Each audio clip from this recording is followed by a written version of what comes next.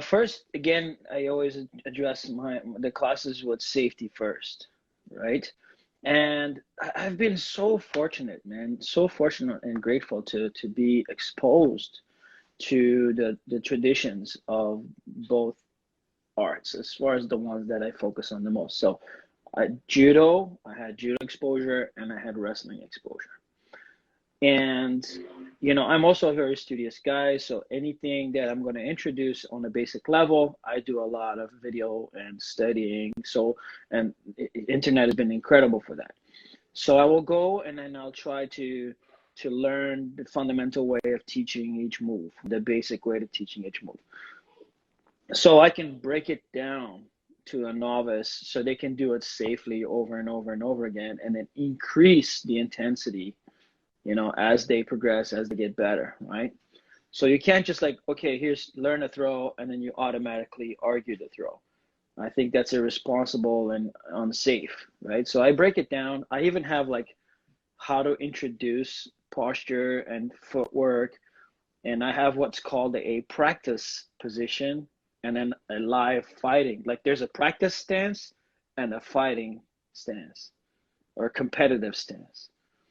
And in the practice stance, it's done for safety and so people can understand the movement. Then we progress to the actual fighting stance, and then you start to argue and so on.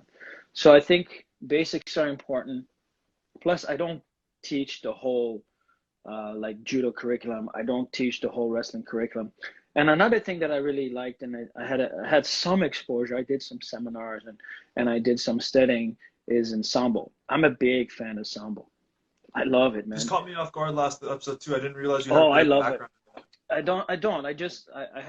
I did a couple of seminars, but like I said, if I like something, I will.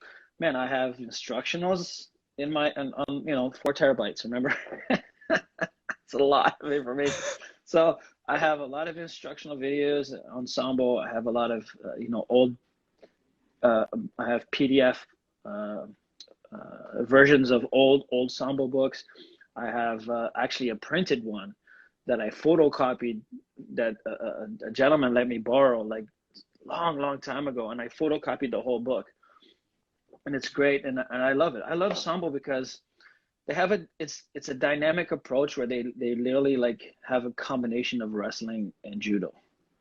So they have some really dynamic throws and like some really cool concepts, and so the really cool approach to doing the takedowns. And we're talking about sports sambo, not combat sambo. That's a completely two different sports.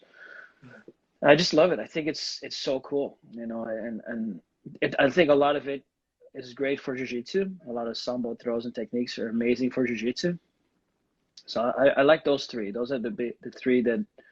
But with sambo, I normally, if I teach any type of sambo techniques, is usually in the competition class. Because there's Yeah. some are more risky. They're a little bit more risky with the approach, right? So I don't want the average student or the novice to get hurt. Can So you I can have, you unpackage what you mean by risky though? Like, would you mean like a high risk move as in like a fireman carry, or yeah, what stuff do you where mean by that? you're really twisting, throwing yourself, Mm, sacrifice kind of throws.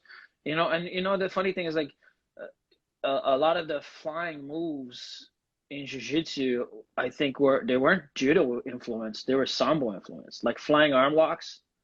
yeah. Like flying arm locks. I listen. Don't quote me on this, but I'm pretty sure that it was. I'm wouldn't be surprised if it was sambo influenced. Got You you. know what I mean? So there's I think that there's definitely some really good moves there that jiu-jitsu guys can use. But going back to, I said, like I have I only use throws from the judo curriculum that I personally feel are more efficient for jiu-jitsu context and rules of the sport. And the same thing, I keep the wrestling pretty basic.